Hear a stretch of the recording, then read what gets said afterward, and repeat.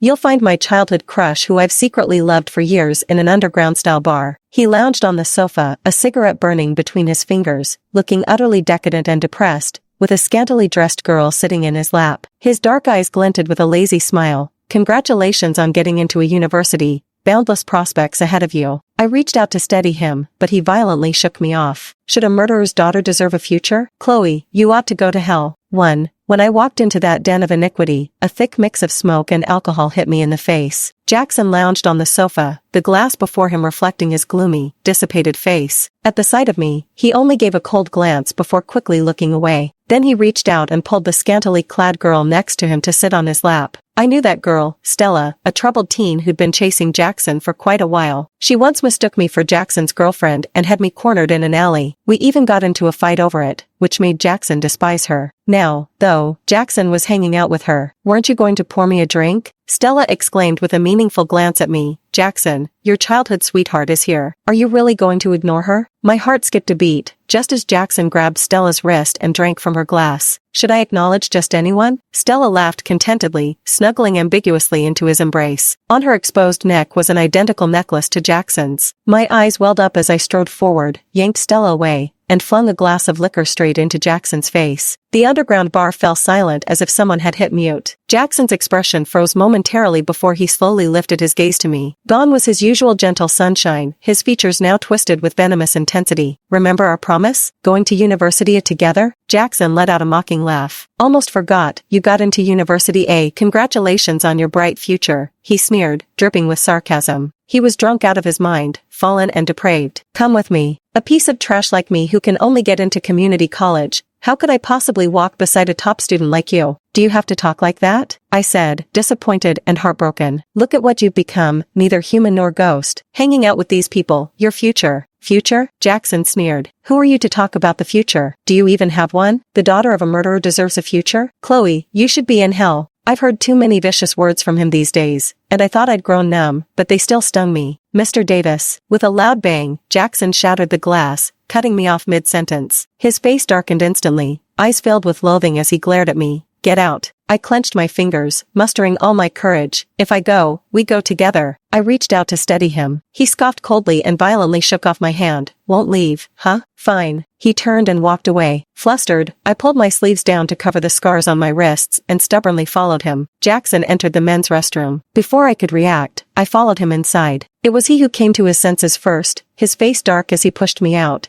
"You'd follow me into the men's room too?" My face flushed red as I retreated to the hallway to wait. Jackson and I have known each other since childhood. He's my childhood friend and also my arch-nemesis from kindergarten to high school. We've always been in the same school. Not only that, but both his family and mine lived in town, just a street apart. Jackson is good-looking, gets excellent grades, and has a great personality, making him very popular at school. Others describe him as humble and polite, but somehow, his good temper seems to automatically switch off whenever I'm around. He's nasty and wicked. Most of the time I just want to punch him. "Chloe, bring your brother Jackson a bottle of water to the court, and I won't tell your mom about you sneaking out to buy snacks." "Chloe, are you even a girl? Get off me. Weren't you going to starve rather than eat my food?" Is Miss Chloe finally ready to surrender? Although we're constantly bickering, Jackson has always been decent to me. He'd always let me ride on the back of his bicycle, shielded me when I got bullied, and wherever we went hang out, I could always find him within 10 steps if I was there. He even skipped class to buy me sanitary pads and taught me how to use them when I first got my period. I can't recall when exactly I started liking him. Hiding my little secret, I casually handed him a bottle of water after basketball practice, pretending to ask nonchalantly, "College applications are coming up. Where are you planning to go?" "I'll go wherever you go," he said with uncharacteristic seriousness. "Huh?" My heart skipped a beat. Jackson reined in the tenderness in his eyes, tapped my head, and laughed. "If I don't apply to the same university as you,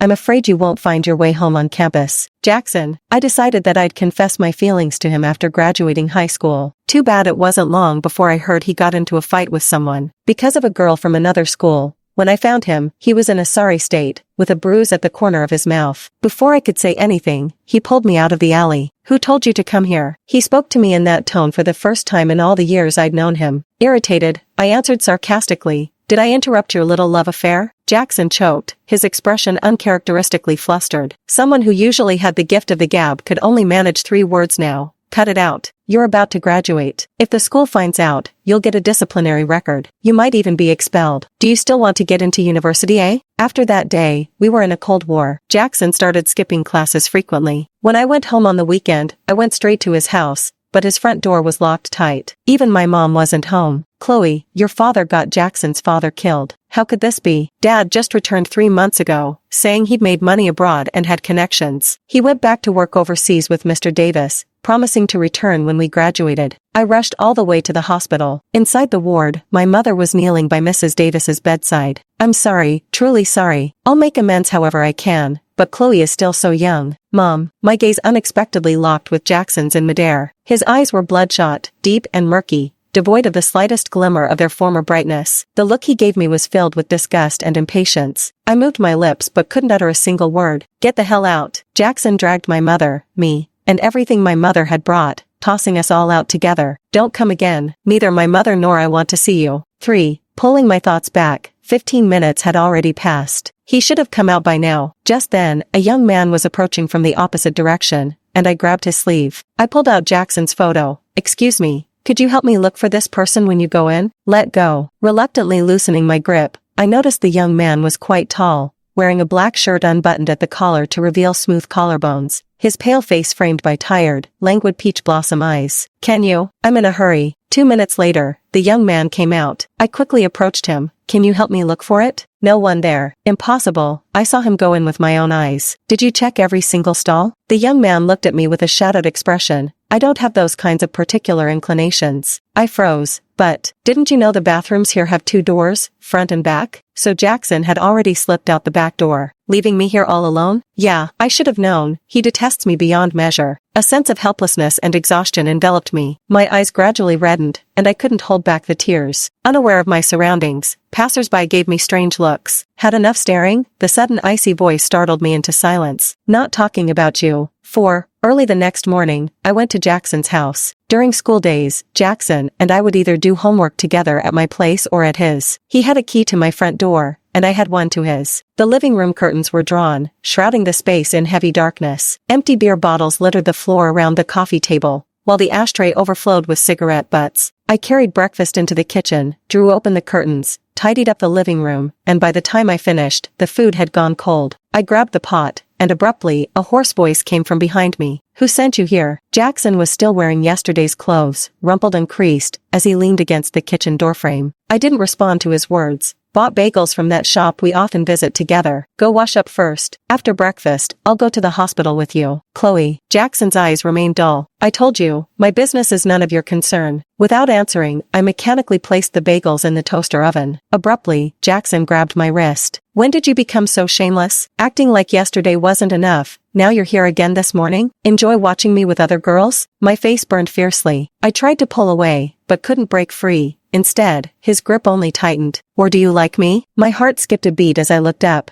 thinking he had discovered my secret, only to understand when I saw the teasing glint in his eyes. He was just humiliating me. Let go. Jackson, who is it this early in the morning? Jackson released my hand. Behind him, Stella emerged from his bedroom wearing his white shirt, her legs straight and slender beneath the fabric. The implication speaks for itself. My blood ran cold as icy chills surged from the soles of my feet throughout my entire body. Did you bring her home for the night? My voice trembled. Jackson, are you out of your mind? Have you sunk so low? Low? Stella giggled coquettishly. Your affection is called love, while mine is called depravity. How unreasonable you are. Stop talking nonsense. Earlier, I happened to acquire something quite interesting. Stella turned back to the bedroom and emerged moments later with a notebook in hand. This is your diary, isn't it? It's all written here. How you've secretly been in love with my boyfriend. Black on white. The thoughts I've so carefully concealed over these years have finally seen the light of day. Yet it feels so utterly ill-timed. My gaze met Jackson's. His eyes were shrouded in twilight, brimming with emotions I couldn't decipher. You, Jackson uttered in disbelief. This was utterly humiliating. It felt as if I'd been stripped naked for public display. I quickly reached for my diary, but Stella wouldn't let go. Give it back to her. Stella froze, her charming smile stiffening on her face. Jackson, I said. Give it back to her. Jackson repeated each word with icy precision. I took it back, my tears falling onto the pages, blurring the ink stains. I tore up the diary, along with all my secret crushes. Jackson, I looked up at him, wondering if it was just my imagination that I saw pain in his eyes. It's true that I had a crush on you. I planned to tell you when we went to a university together, but none of that matters now. 5. I ran to the riverside. I desperately needed to vent my emotions. Before I could burst into tears, I spotted a tall slender figure walking toward the river. He looked somewhat familiar. Wait, wasn't that the guy I'd run into outside the bar restroom last night? He wouldn't be trying to jump in, would he? I rushed down in a panic but slowed my steps as I neared him, afraid that startling him might make him leap faster. Crouching low with arms outstretched, I crept closer. Right as I was about to grab him, I lunged forward in a final dash. At that moment, the boy nimbly dodged to the side, leaving me to land face first, sprawling awkwardly on the ground with a mouthful of dirt. You? The boy seemed surprised, giving me a meaningful glance. No need to bow so deeply for me. I scrambled up immediately, spitting several times. What a coincidence, meeting again. I'm Chloe Miller. I know. Wait, I never told him my name last time. The boy seemed to read my mind and scoffed lazily. It's only been a few years, and your brain's still stuck on that childhood friend of yours? Nothing else left in there? Wow, way to make me sound like some lovesick fool, I retorted. Aren't you just another piece in their game? The boy's voice turned odd and distant. He literally hugged another girl right in front of you, yet you still, quite the devoted one, aren't you? His tone was indescribably complex. I'm not. Wait, what do you mean only a few years? I leaned closer, studying him for a full 3 minutes before breaking into laughter. Ethan Reed? The young man leaned lazily against the stone, careless and at ease. Recognized me? In 2nd grade, the grandson from Mr. Henderson's next door came over. His arrival caused quite a stir in the town, not merely due to his aristocratic appearance, but also because of the rumors he brought with him. They said he was sent to the countryside because he was an illegitimate child, kept hidden from the public eye, banished there to weather the storm. Some said he'd gotten in trouble with the law and had just been released from juvenile detention. Others claimed Ethan was ill and had come to the countryside to recuperate. That summer vacation happened to coincide with Jackson traveling with his parents, so with nothing better to do at home, I often visited Mr. Henderson's place to play with their fat cat,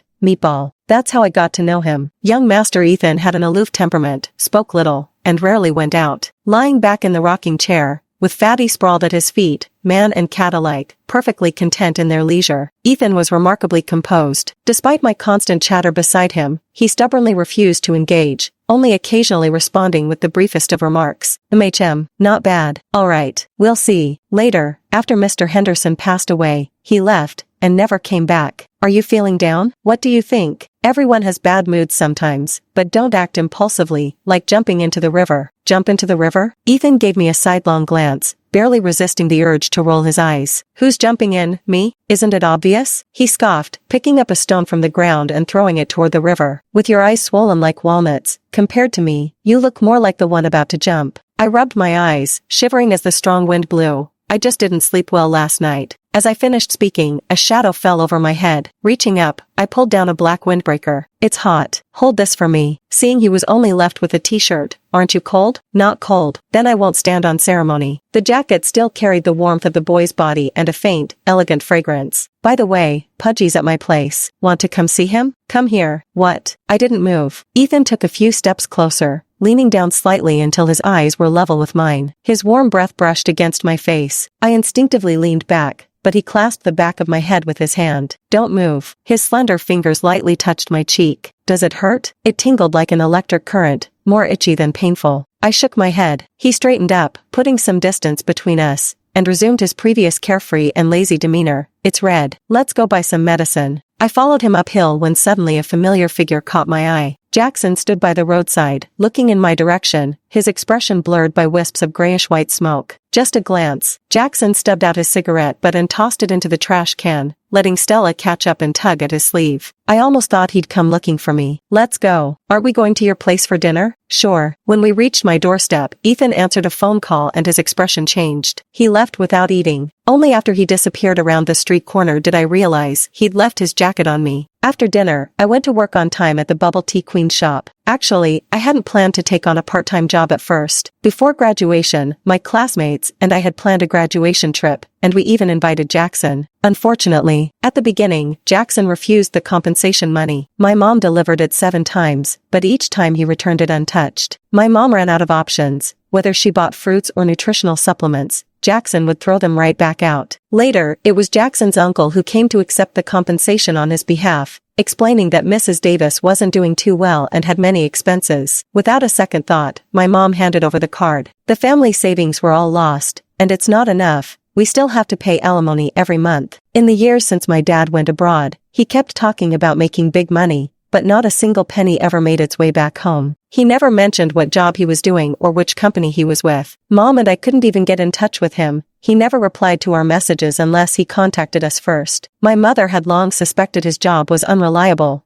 but her earnest persuasion fell on deaf ears. After my father went abroad, he became a completely different person, so she filed for divorce quite early. When my father returned that time with Mr. Davis, they officially went through the divorce procedures. Unfortunately, in the social fabric of small-town life, even after divorce, the sins of my father remained tied to my mother, and to us, mother and daughter. Moreover, my mother was quite close with Mrs. Davis. When such a thing happened, she couldn't turn a blind eye without her conscience weighing on her. 7. That day, just before closing time at the milk tea shop, one last order came in. The owner Jana told me to deliver this milk tea to the customer, then I could clock off. When we arrived at the destination, I finally realized Stella had chosen the place. She was wearing a spaghetti strap dress with delicate makeup. She took the milk tea and glanced at me, the undisguised disdain in her eyes. Chloe, stop pestering Jackson. Haven't you already harmed him enough? I ignored her and turned to leave. What's between Jackson and me is none of your business. The next second, I was drenched head to toe with milk tea. Stella looked at me arrogantly. What? You dare pour it back? The milk tea trickled down my face into my collar, sticky and disgusting. Do you know what Jackson said when he found out you had a crush on him? He said it was disgusting. I wasn't planning to hold back in the first place. Her words only added fuel to the fire. I raised my hand and slapped her hard across the face. It felt incredibly satisfying. Stella's face froze in shock before twisting with rage. Her eyes turned vicious, like a shrew ready to tear someone apart. It's just the same old trick from before, calling her friend along again. Stella didn't go inside though. She took a few steps back, fell to the ground, and when she looked up, none of her previous arrogance remained. Instead, streaks of tears covered her face, crying like a fragile little white flower. Jackson, she pushed me. It hurts. Her pale, delicate palm was scraped and smeared with blood. So that's why she's acting bold. She has backup now. Idiot. Chloe. As I brushed past Jackson, he reached out and grabbed my arm. His eyes darkened with emotion. How fleeting time has been. That sunny afternoon bathed in golden light. The boy who vowed to forever protect me is gone. What's laughable is that the moment I saw him, I sneered coldly. Are you here to teach me a lesson for your girlfriend? What's with the milk tea? Your girlfriend threw it at me. I didn't, Stella argued defiantly. She suddenly went crazy and poured it herself. She's framing me. Let it be then, she thought. After all, she'd already struck back, and what Jackson thought of her no longer mattered. When she tried to leave, Jackson tightened his grip, making her stagger and nearly fall into his arms. For a fleeting moment, she saw Jackson, the Jackson from before, and her vision blurred with nostalgia. It's a pity that the worry in his eyes disappeared so quickly it seemed like my imagination, quickly replaced by suppressed anger. You just can't, Chloe. It's Ethan who steps forward, locking eyes with Jackson for a moment, the two boys sizing each other up silently. Ethan keeps moving, trying to pull me towards him, but fails when Jackson tightens his grip on my arm. Then, as if all strength left his body, Jackson lets go with a bitter, rueful smile. What happened this time? Had some trouble. All done, let's go. Ethan shoved the milk tea in his hand toward me, his meaning crystal clear. She splashed me. I slapped her. We were even, but then she had to go and slander me. If I didn't retaliate, it would have been my fault. I tore open the package and briskly splashed it all over her. This is what they call me going crazy and drenching you. 8.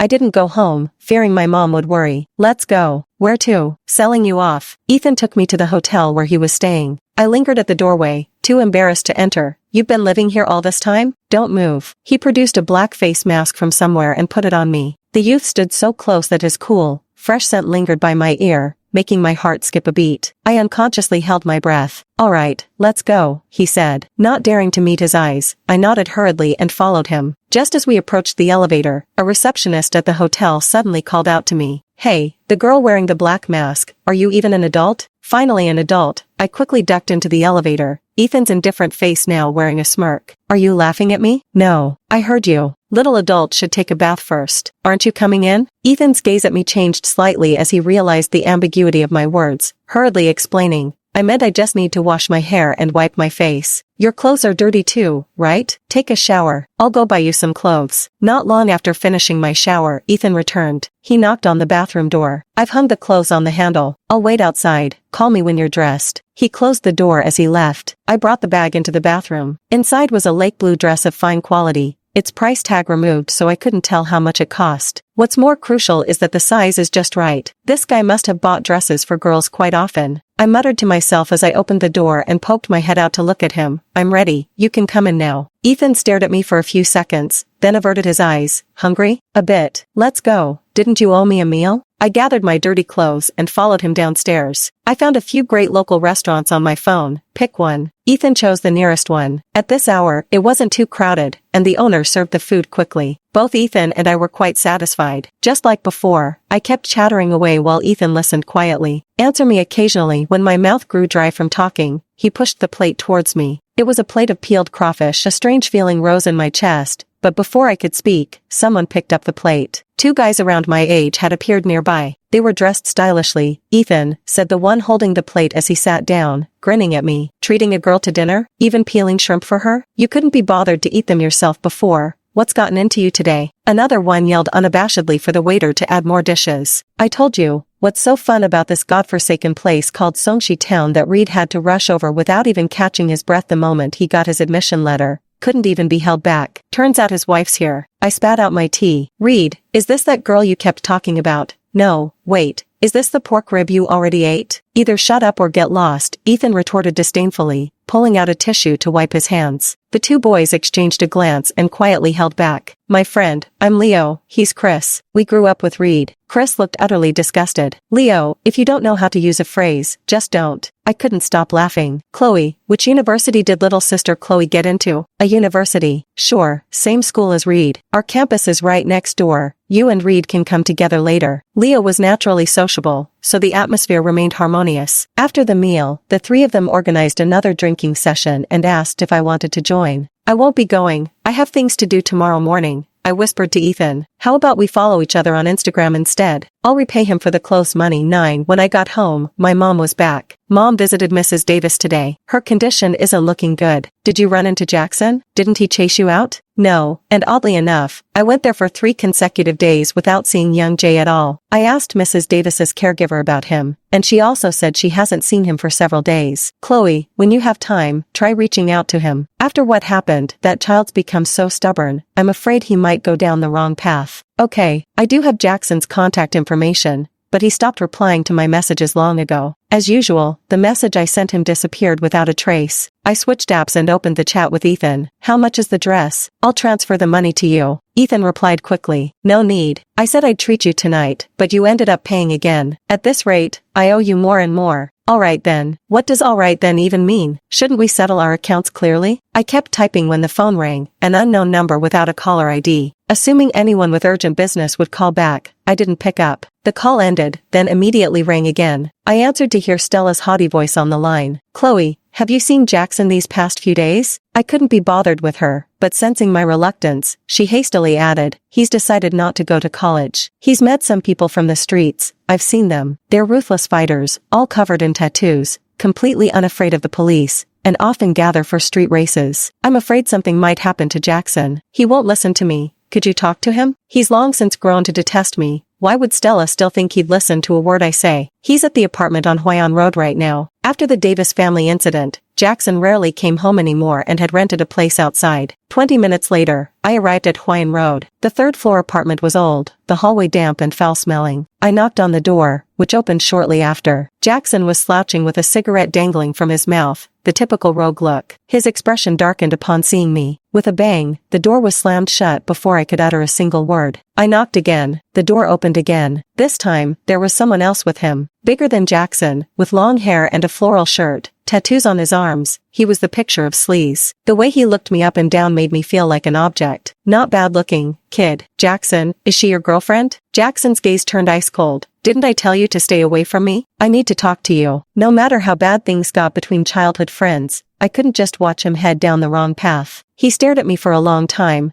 then suddenly grabbed my hand and pulled me downstairs. I heard you're not going to college anymore. Why? Community college credits can transfer. Or at worst, you could repeat the year. With your grades, you could definitely get into a good university next year. Repeat the year? Jackson scoffed. Are you living in a fairy tale? I choked up, my heart aching fiercely. If you're worried about money, I've saved some from working. And there's my scholarship, I can give it all to you. My mom wouldn't just stand by either. You don't need to worry. Do you really have to be so pathetic? Jackson lit a cigarette, calmly cutting me off. Is clinging to me fun? Do I have to spell it out explicitly? I don't like you. I despise you. Before you'll stop, do you think doing this will bring my dad back to life? Your family owes mine a life. We can never go back to how things were. Do you understand? Chloe, stop clinging to me. It's disgusting. Jackson finished speaking, turned and went upstairs. Though the street lamp clearly illuminated his retreating figure, I somehow couldn't see him clearly. My chest felt as if it had been torn apart and stitched back together, throbbing with raw, bloody pain. I crouched on the ground, my vision blurred with haze. How did Jackson and I ever come to this? Above us hung the bright moon, round as a plate, this night that should have been for family reunions. But we could never wait anymore. 11. I never went looking for Jackson again. The town was just that small. Someone you'd normally bump into 3 times in a single outing, yet I never saw him again. Maybe it's for the best. After all, it was the outcome he wanted. Time flew by until my last shift at the milk tea shop,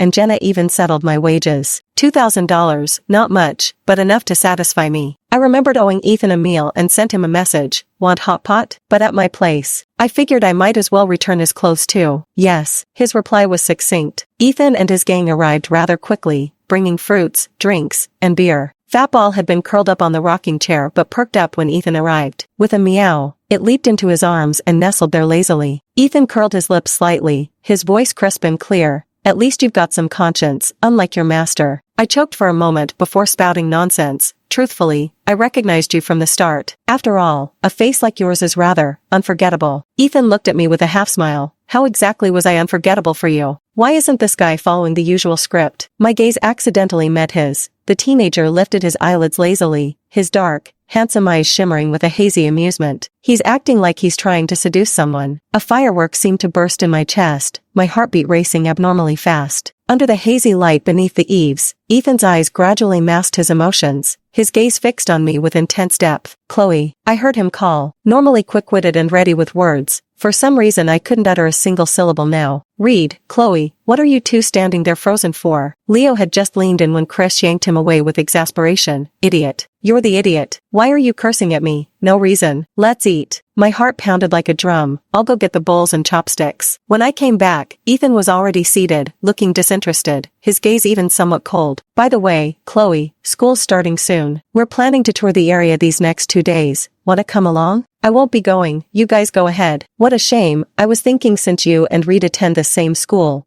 we could all take a trip together and conveniently report to campus at the same time. I've got something else to do. Next time then, let's drink. Let's drink. Leo uncorked the wine while I handed him the bottle. Never short of words, Leo quickly warmed up the gathering. After a few rounds of drinks, conversations began flowing one after another. Just a few guys drinking like this, round after round, watching them makes me want to hit the bathroom. When I came out of the bathroom, Ethan's seat was empty. Where is he? Answering a call by the entrance, Ethan leaned against the doorframe, wreathed in cigarette smoke that softened his edges, even his gaze, hazy and alluring. Suddenly, my throat felt dry, so I raised the glass and took a sip of wine. The beer in the glass had somehow been replaced with strong liquor at some point. The end result was me passing out drunk. I woke up the next day. I zoned out for a while, completely unable to recall how I'd gotten back to my room after getting drunk yesterday. I picked up my phone from under the pillow and messaged Ethan. Are you awake? A red failure notification appeared next to the message. I was so startled that I leaped out of bed, my drowsiness completely gone. Ethan blocked me? Why? I hurriedly slipped on my slippers. Just as I reached the courtyard, Leo pushed open my front gate, carrying breakfast. Chloe, girl, you're awake. How's your head? Not hurting anymore? Come on, have some breakfast. Your brother Ethan ran across 2 whole streets to buy this for you.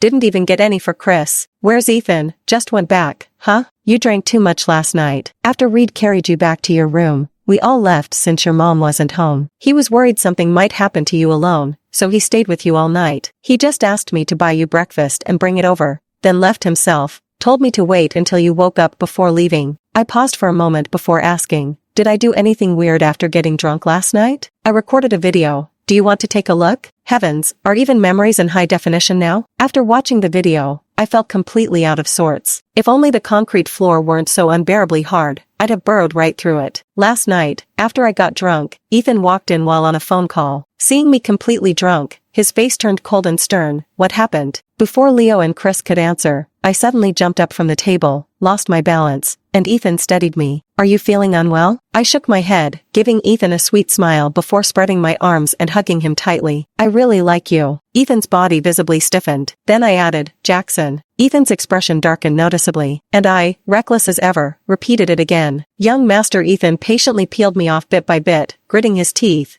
You've got the wrong person. No, I said. Chloe, why are you being so mean to me? Why are you yelling at me? Why say such hurtful things? How could you say those things to me? How could you drive me away? I burst into tears abruptly, catching Ethan completely off guard. Seizing the moment, I clung to him desperately and, to his utter shock, kissed him. The video ended there. So, I got drunk and confessed to Jackson, but ended up kissing Ethan instead? Percent. What could be more explosive than this? What have I done? Weak as a whisper, I slumped in the chair. Why didn't anyone stop me? Do you think? How about I go apologize now? Leo shook his head. Chloe sis, maybe you should try remembering again. After Reed carried you back, what else did you do? Is there more? I can't remember. I'm never drinking again. 12. Luckily, Ethan and the others were going on a side trip, so I wouldn't have to see them often, which made things less awkward. Still, I should probably apologize, right? After washing up and heading out, I lost my nerve halfway there. Sitting hopelessly on the curb, an SUV pulled up beside me. The car window rolled down, revealing Ethan's sharply defined jawline. Guilty and awkward, my eyes darted around nervously before I finally managed to squeeze out 3 words. Sorry, get in, huh? Ethan looked down at me. Weren't you going to apologize? Leo poked his head out from the back seat. Come on Chloe, hop in. School's starting soon and you won't be at the bubble tea shop anymore. Take these couple days to get some fresh air. Look at you cooped up at home all day, you're turning into a pickled vegetable. My pupils are shaking. Are you some kind of devil? Calling a young woman in her prime like me old pickles? Chris also chimed in. Chloe sis, such a rare opportunity. Let's go together. Any further refusal would just seem affected. I opened the passenger door and got in. Let me call my mom first. Mom picked up instantly. Understanding my intention, she supported the idea. I actually wanted you to get some fresh air too. Since you have friends going, it's perfect. Go have fun and be safe. Got it. Ethan made a quick stop at the supermarket before hitting the highway, returning with 2 full shopping bags that he stashed in the trunk. During the 2-hour ride, Leo and Chris slept the entire way. Glancing back, I saw Leo resting his head on Chris's lap, as if I'd stumbled upon some secret, and excitedly turned to look at Ethan. His gaze remained focused, his demeanor calm, as though this were nothing out of the ordinary. We stayed silent all the way to our destination, which turned out to be a campsite. Wild. The setting was quite nice. After setting up the tent and the table, Leo and Chris went fishing, while Ethan lounged lazily in a chair, absorbed in his phone. I pulled out 2 cans of cola from my bag and handed one to him. Thirsty? Ethan gave it a sidelong glance before accepting the drink with a thanks. Just 2 plain words. Sorry about last night. I didn't mean to. You didn't mean to kiss me? Or you didn't mean to mistake me for someone else? Fair enough. If I were in their shoes, I'd find it ridiculous too. I blurted out. If it really bothers you that much, I'll let you kiss me back. Ethan fell silent, staring at me with an inscrutable gaze. I grew uneasy under his gaze. No, if it's not possible. Of course it is. Ethan opened his cola single-handedly, watching me with leisurely composure. Are you coming over yourself, or should I come to you? I was dumbfounded. How about, you come over? And Ethan actually did. The teenager was very tall, looking down at me with eyes that seemed to brim with infinite tenderness. He must have smoked a cigarette, blending with the faint, elegant scent of his shower gel to create a uniquely his own fragrance. Suddenly, a shadow fell over me as he leaned down. His lips were flushed red, still damp from the cola he had just drunk, looking irresistibly kissable. Our breaths mingled. If I just tilted my head up slightly, our lips would meet. The indecent thought flooding my mind made my face burn scarlet. A wave of heat rose from the pit of my stomach, and I reflexively took a step backward. My bad. But I froze the moment I saw him pick up the cola from my desk. Ethan smirked. Just opening a cola for you. What were you thinking? 13. Fish is here. I got up to help. Can't deny these 3 really know how to have fun. They were clearly planning to stay overnight,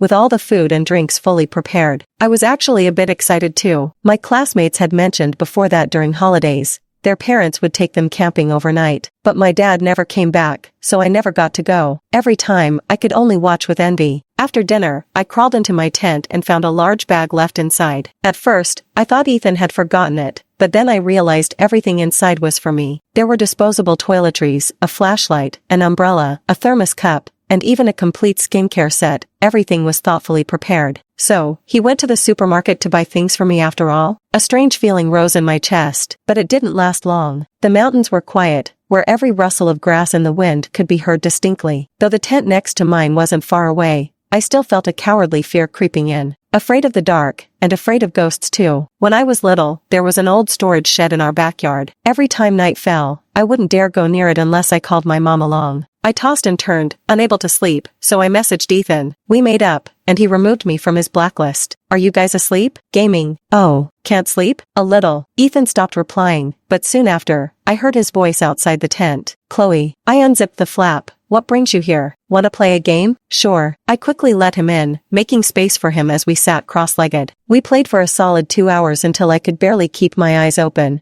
Yet I stubbornly stayed awake, afraid Ethan would leave. Alright, sleep now. I'm not going anywhere. Promise? Just as I lay down, a thought struck me and I propped myself up anxiously. But is it really okay for just the two of us to stay alone in a tent? Before Ethan could speak, I asked again, do you have a girlfriend? No. Good. I don't have a boyfriend either. I lay down, then thought of something and sat back up. But you can't just sit here all night, can you? Aren't you tired? Ethan's face became completely expressionless, as if his patience had run out. Are you going to sleep or not? Sleep. I quietly shifted to the side. Well, how about you lie down as well? We're both fully dressed anyway, no point staying up all night, right? Ethan was probably too annoyed to bother with me. Not long after, the mattress dipped beside me, and the scent of shower gel mixed with that uniquely teenage fragrance wafted over. I couldn't fall asleep after all. After tossing and turning for a while, I reached for my phone. It was just right beside me. How could I not find it? When my hand bumped into something hard, my wrist was caught, accompanied by Ethan's slightly hoarse voice. Stop fumbling around. Did you catch a cold? Ethan remained silent for 2 seconds before replying, no. Then why does your voice sound like that? I heard his breathing grow heavier. Suddenly, his fingertip lightly brushed against my wrist, a teenager's palm, warm and slightly tingling, sending shivers through my entire body. My face instantly paled as I hastily tried to pull my hand away, only to find it clamped tight. In the darkness, Ethan's voice was husky. This scar, because of him? 14. When the Davis family first had their accident, it completely disrupted my daily routine. My relationship with Jackson hit rock bottom. During our worst fight, Jackson snapped, "You want my forgiveness? Fine, a life for a life." Back then, I got stuck in that obsessive thought. Okay then, if it's a life for a life. Luckily my mom noticed in time before anything serious happened. Does he know? No. For some reason, Ethan's mood felt off. Even without seeing his face, I could sense the oppressive weight radiating from him. Are you going to sleep? Stop liking him? What? Stop liking Jackson? Truthfully, I had known it was impossible ever since the incident. What stood between us could never be erased. All I want is for him to live well and stay on the right path. Chloe.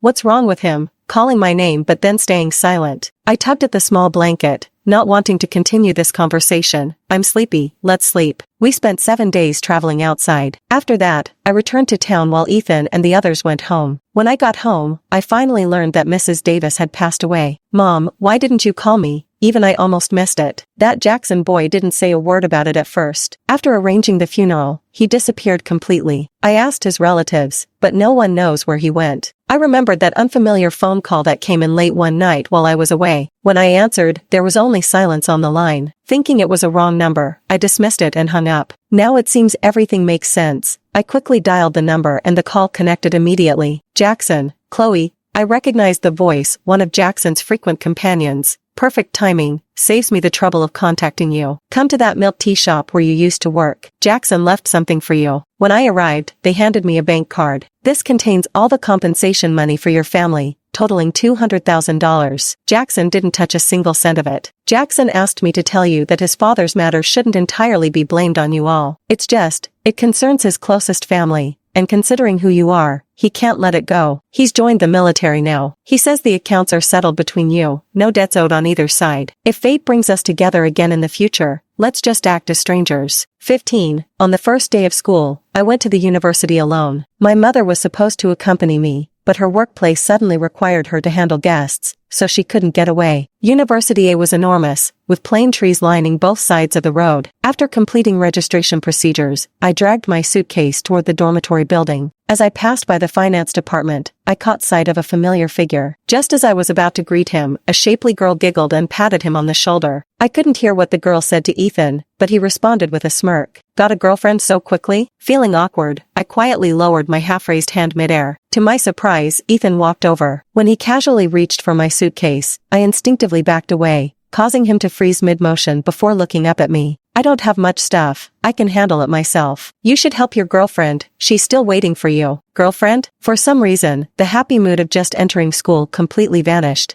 and even the smile nearly faltered. I was afraid he'd see through me, so I quickly tried to cover up. Yeah, actually I was thinking, when we meet at university, I could introduce you to a girlfriend. I have a friend who really likes your type. Are you setting me up with a girl? Ethan's expression didn't change at all. It was even calmer than usual, yet I felt an overwhelming sense of pressure radiating from him. Yeah, but since you have a girlfriend, forget about it. I'm leaving now. I practically ran away in panic. From the start of school until the freshman orientation ended, I never spoke to Ethan again. When we occasionally ran into each other on campus, he treated me with the cold detachment of a stranger, so I simply pretended not to know him either. On the other hand, Leo and Chris, who didn't have to attend freshman orientation themselves, kept frequently visiting our school instead. Leo is such a dick, showed up with a watermelon to see Ethan and deliberately sat in front of a bunch of freshmen, munching away. But he and Chris also carried me to the infirmary when I got heatstroke during freshman orientation, so I owe them one. After orientation ended, Leo asked me out to eat. Hey Chloe, you free tonight? Chris and I are at your school. We called Reed, let's grab dinner together. I'll pass. Come on, Chloe. I turned around, and there was Leo across the way, waving at me while dragging Chris along. Behind the two of them, Ethan stood with one hand in his pocket, looking down at his phone. I steeled myself and approached. What bad timing. I just finished eating. Before I could finish, my stomach growled at the worst possible moment. Nothing could be more embarrassing, okay? I forced a laugh, but I didn't eat enough, so I can still have a little more. Ethan chuckled at just the right moment. I suspected he was laughing at me, though I had no proof. We found a hot pot restaurant and had just sat down when we ran into some of Ethan's classmates. We ended up squeezing together around a large table. A few of the girls were clearly there for him, crowding around him on both sides. I found it rather irritating to watch, so I focused on eating seriously instead. Hey Chloe, did you and Reed have a fight? No, I said. Then why are you two sitting so far apart? Don't you usually sit together? I thought to myself, since when was that our usual? Leo continued, didn't you two always share the same tent when camping? I took a sip of juice and nearly choked, desperately trying to steer the conversation away lest Leo said something even more outrageous. I haven't thanked you and Chris yet. Thank us for what? Didn't you two take me to the infirmary when I had heat stroke? Nah, it was Reed who brought you. We just tagged along for the air conditioning. He only left right before you woke up, so you didn't see him. Didn't he tell you? No. Did his girlfriend misunderstand? Whose girlfriend? Reed? What girlfriend does he have? I remembered that girl from the start of the semester and described her to Leo. Leo let out an "oh," his tone tinged with resentment. That's his cousin. She's been chasing after Chris. Damn girl, trying to steal from right under my nose. So, you thought that was Reed's girlfriend, got jealous and angry, and that's why you fought with him? No, I didn't. Don't talk nonsense. My heart raced wildly, afraid to dig deeper. What about Ethan? Why is he angry? Because I said I'd introduce him to a girlfriend? He can't possibly like me, right? That can't be. Whatever, I should apologize first. Realizing this, I glanced at Ethan and stood up, prompting the entire table to turn and stare at me in unison. Suddenly feeling awkward, I mumbled, I'm going to the restroom. When I came out of the toilet, I saw Ethan leaning against the wall. He slowly lifted his eyes when he noticed me approaching. Since we'd already bumped into each other, it'd be rude not to greet him. What a coincidence. You're here for the toilet too. Not a coincidence. Huh. I came looking for you. He came looking for me? You came looking for me in the bathroom? Ethan's straightforward gaze made my heartbeat falter again. Still angry? I'm not angry. Why would I be angry? Fine, let's talk somewhere else. Before I could agree, Ethan grabbed my hand and pulled me out. It was a quiet alley, barely any foot traffic. I hunched my shoulders slightly. I'm really not angry. But I'm angry. What are you angry about? You tell me what I'm angry about. If you don't say what you're angry about, how am I supposed to know what you're angry about? Ethan laughed in frustration. Chloe, do you have any conscience left? Tell me yourself, how long has it been since you contacted me? You haven't contacted me either, have you? So if I don't reach out, you won't either, is that it? His gaze turned somber, which means in your world, only Jackson gets special treatment, right? I looked up at him, What does Jackson have to do with this? I didn't seek him out either. Besides, that day I thought that girl was your girlfriend. You never explained. So how could I still contact you? What kind of person would that make me? Turning the tables? Didn't you say you were going to introduce me to a girlfriend? Then it's also because you provoked me into talking nonsense first. Who acts like you? One moment everything was fine, and after just a few days apart, you.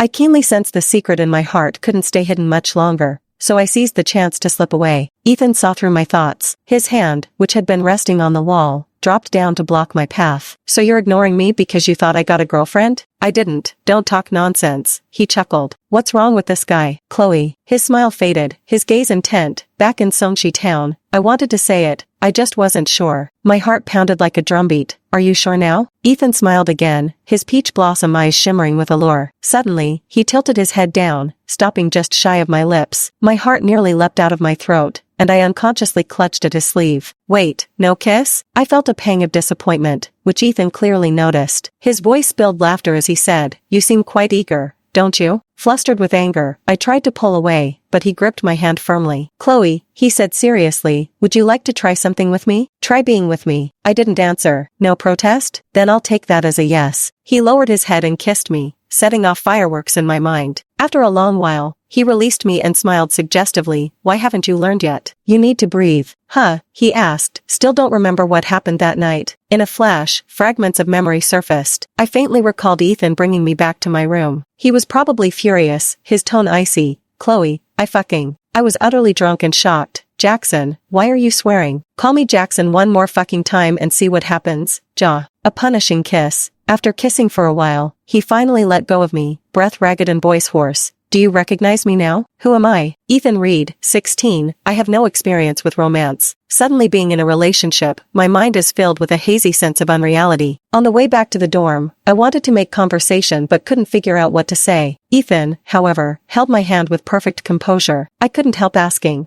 is this really your first time dating? Not similar, not very similar. That just means your boyfriend is too outstanding. I smiled as a notification came through on my phone. Unlocking it, I saw a message from the class group chat. While exiting the group, I noticed a red dot and tapped on it. On the first day of school, my photo of Plane Tree Avenue had received a like from Jackson. His profile picture was also switched to this photo of mine. I understood what he meant. He had truly moved on. Even if we were on different paths, even if we could never be friends again, he would continue walking forward courageously in his own field. We had each found our own direction to strive towards. I put away my phone, sensing the atmosphere around me had grown somewhat heavy. Are you angry? No. Ethan's expression was indifferent. Just as we reached the dorm entrance, he handed me the flowers he'd bought. Go on up. Then I'm off. See you tomorrow, I said, clutching the flowers as I hurried inside. Ethan didn't leave. He stood beneath the dormitory building for a while, lost in thought. After a moment, he fished out a cigarette from his pocket. I suddenly recalled accidentally seeing his Google search bar on his phone earlier today. How powerful is the lethality of first love? As proud as he was, he must have lacked confidence in this relationship. I thought back, in our relationship, it always seemed like he was the one taking the initiative. A couple should provide each other with a sense of security, right? I turned back, and he looked surprised, putting out his cigarette. Why did you come back? I felt a little embarrassed. It's still early. I wanted to spend some more time with you. Let's take a walk to the playground. All right. There weren't many people at the playground right now. I glanced around, stood on tiptoe, and kissed him. Ethan Reed, Jackson isn't some unforgettable first love I can't get over. I did like him a lot once, but that chapter's closed. I'm a practical person. I only want to hold on to what's in front of me. And right now, I already have someone more important by my side. Ethan stayed silent for a long time. Should I repeat that? No need. Ethan wrapped his arms around me and asked softly, Can I kiss you? No, you kissed me just now without asking.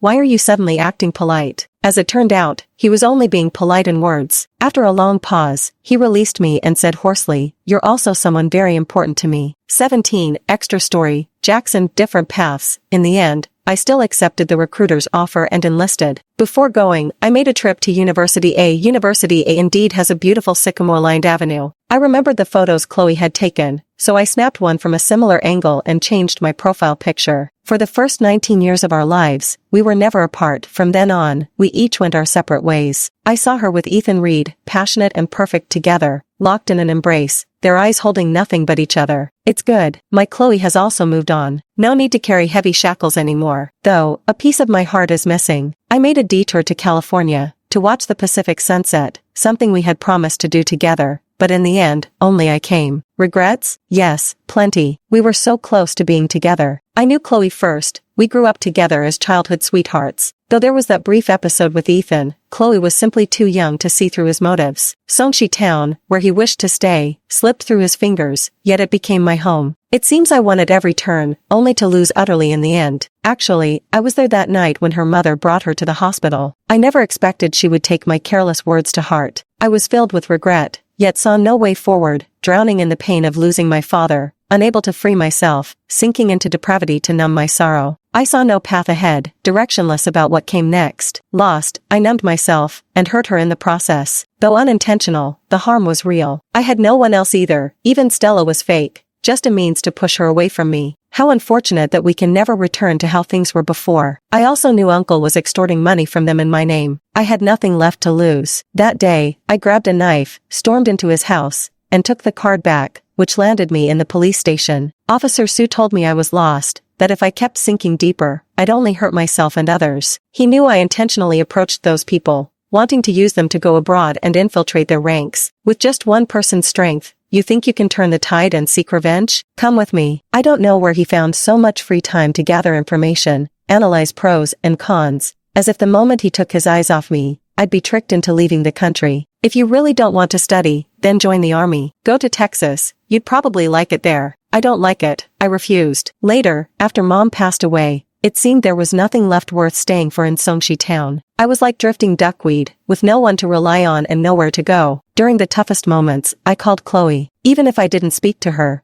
just hearing her voice would be enough. The day she left for school, I left too. We had promised to go to university together, but since I couldn't keep that promise, at least leaving Songshi Town at the same time meant I accompanied you for a brief stretch of the journey. Several years later, during an international joint operation targeting overseas fraud, I encountered Mr. Miller. He fled in panic. I shot out his tires. The car was brimming with cash. Billowing in the wind, the money drifted down toward the cliff below. The gun was pressed against his head when this man, who had taught me in my youth to live with integrity, knelt before me with tears in his eyes. He said he had no choice but to deceive my father. If he didn't lure people in, he would be the one to die, so he chose to go along with them. But my father, who refused to lie and deceive, was beaten to death because of it. Turn yourself in, Mr. Miller. Turn myself in? To wait in jail back home, or to let everyone know that Chloe has a fraudster for a father? I can't go back. The gunshot echoed at last, the setting sun as red as blood. All grievances and grudges finally came to an end. The end.